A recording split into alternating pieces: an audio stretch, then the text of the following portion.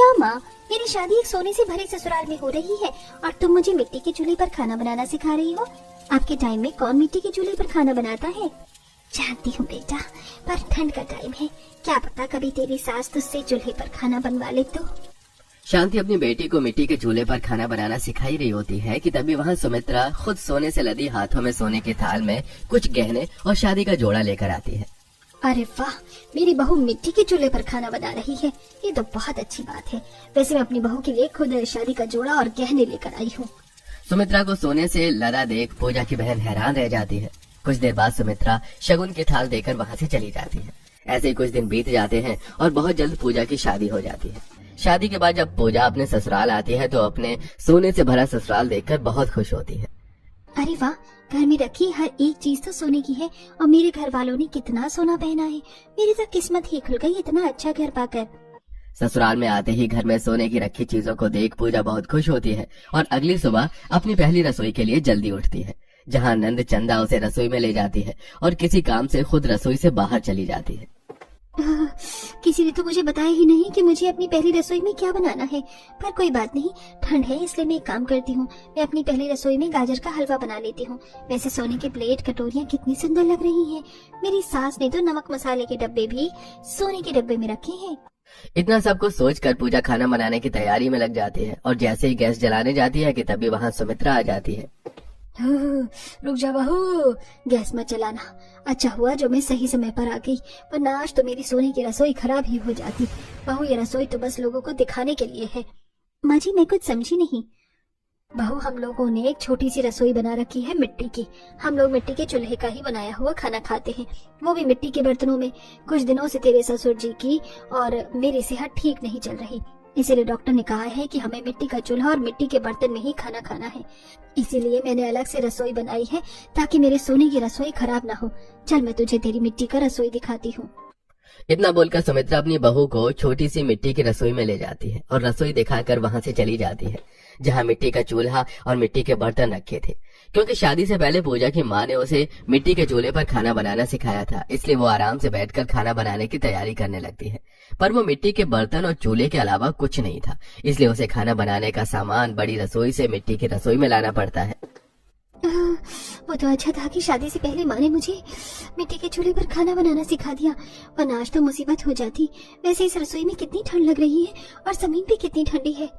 अब ठंड में कांपते हुए पूजा अपने ससुराल वालों के लिए अपनी पहली रसोई में गाजर का हलवा बनाती है, जिसे खाकर सब उसकी तारीफ करते हैं और वहाँ से चले जाते हैं। ऐसे ही कुछ दिन बीत जाते हैं।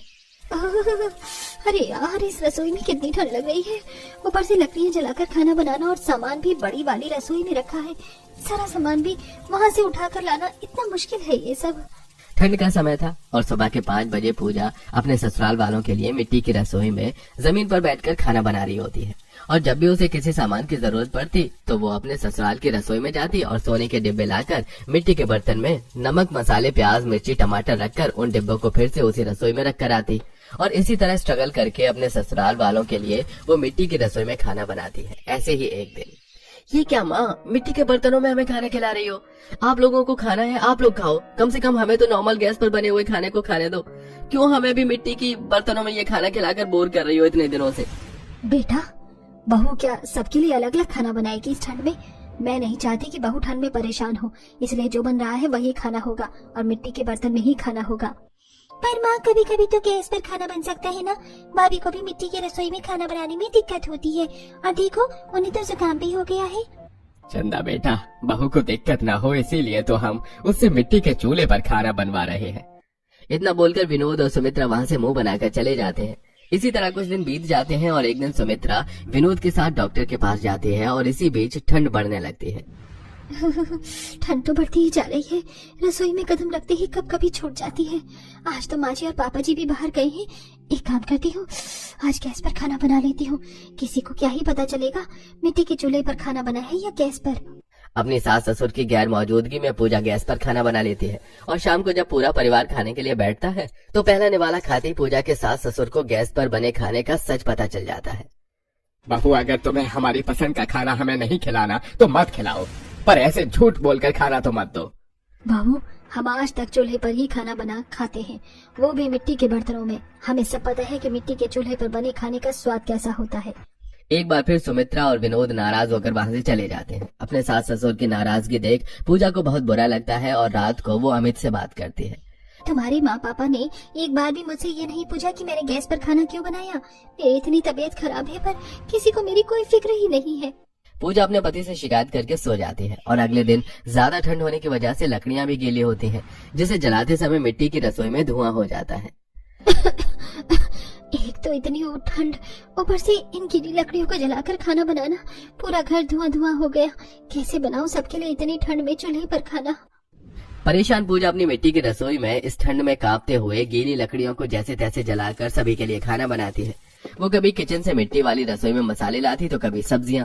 ऐसा करके वो बहुत परेशान होती है, इसलिए एक वक्त का खाना बनाने में उसे 2 घंटे लग जाते थे। इसी तरह कुछ दिन बीत जाते हैं और एक दिन उसकी माँ शांति और निशा अपनी बेटी से मिलने के लिए आती है। माँ, दीदी की शादी तो बिल्कुल सही घर में हुई है। सोने से भरा ससुराल, देखो दरवाजा भी सोने का है और घर के बाहर जो बड़े बड़े फ्लावर पॉट रखे थे वो भी सोने के हैं। दीदी तो ससुराल में सही राज कर रही होंगी, नौकर चाकर होंगी, सोने के बर्तन में खाना होगा। मेरी शादी भी ऐसे ही किसी सोने के ससुराल में करवाना। अपनी बहन का सोने का ससुराल देखकर निशा बहुत खुश होती है और अपनी माँ के साथ अंदर जाती है। और वो अंदर टेबल पर रखी फलों की टोकरी, सोने की घड़ी, अलमारी, दराज, यहाँ तक कि ग्रिल भी सोने की बनी हुई देखकर हैरान रह जाती है। माँ, मुझे तो अपनी आंखों पर विश्वास ही नहीं हो रहा। अरे समधन जी, आप अपनी बेटी के साथ आइए ना, बिल्कुल सही समय पर आए हैं आप। बहू बस खाना लगाती ही होगी। पूजा बहू, जल्दी से खाना लेकर बाहर आओ, देखो तुमसे मिलने कौन आया है। सुमित्रा की आवाज सुनकर पूजा जल्दी से खाना लेकर बाहर आती है और वो अपनी माँ बहन को देखकर बहुत खुश होती है। कुछ देर बाद पूजा मिट्टी के बर्तन में सबको खाना परोसती है और सभी लोग डाइनिंग टेबल पर बैठकर खाना खाते हैं। दीदी, ये क्या? यहाँ तो तुम खुद खाना बना रही हो और खाने का स्वाद मिट्टी के चूल्हे का है। इसका मतलब तुम अपने सोने की ससुराल में भी मिट्टी के चूल्हे पर खाना बना रही हो। माँ, ये क्या? हाथी के दांत खाने की कुछ और दिखाने की कुछ। मेरी शादी ऐसे सोने से भरी ससुराल में बिल्कुल मत करना। इतना बोलकर निशा मुंह बनाकर खाना खाती है और अपनी बहन से मिलकर अपनी माँ के साथ वहाँ से चली जाती है। पर निशा की ऐसी बातें सुनकर वहाँ बैठे सभी लोगों का मुंह उतर जाता है और रात को एक बार फिर पूजा अपने पति से लड़ती है। अमित जी, ऐसे नहीं चलेगा। जो खाना मैं मिट्टी के चूल्हे पर 2-3 घंटे में बनाती हूँ, वो खाना गैस पर 1-1.5 घंटे में बना सकती हूँ मैं। 3 टाइम का खाना इस ठंड में मिट्टी के चूल्हे पर बनाना कोई मामूली बात नहीं है। मैं ऐसे ही यहाँ नहीं रह पाऊंगी। अगर मिट्टी के चूल्हे पर खाना खाना है तो नौकर रख लो या फिर मैं अपने मायके जा रही हूँ। पूजा, इसमें मैं क्या कर सकता हूँ? डॉक्टर ने माँ पापा को सलाह दिया है कि मिट्टी के बर्तन में खाने की, और ये सब कुछ ही दिनों की बात है बस। जब से आई हूँ यही सुन रही हूँ। इतना बोलकर पूजा नाराज होकर सो जाती है। अब इसी तरह हर रोज पूजा अपने पति से लड़ती और अमित अपने माता पिता से गैस पर खाना बनाने की बात करता। माँ, तुम भाभी के बारे में इतना सोचती हो तो मान क्यों नहीं जाती? कभी कभी तो हम गैस का खाना खा सकते हैं, भाभी को भी आराम मिलेगा। अच्छा ठीक है, कभी कभी घर में गैस पर खाना बन जाएगा, पर खाना हमारे लिए मिट्टी के चूल्हे पर ही बनेगा, तब तक जब तक हमारी तबीयत ठीक नहीं हो जाती। अगर एक बार हमारी तबीयत ठीक हो गई और डॉक्टर ने कहा कि हम अब नॉर्मल हैं, तो बहू गैस पर ही खाना बनाना शुरू कर लेगी। बड़ी मुश्किल से चंदा और अमित मिलकर अपनी माँ और पापा को मनाते हैं, जिसके बाद पूजा का काम थोड़ा आसान हो जाता है और अब वो अपनी साधारण रसोई में गैस पर खाना बनाती है। और धीरे धीरे बहुत जल्द सुमित्रा और विनोद भी गैस का खाना खाने की आदत डाल लेते हैं और उनकी तबीयत भी ठीक हो जाती है।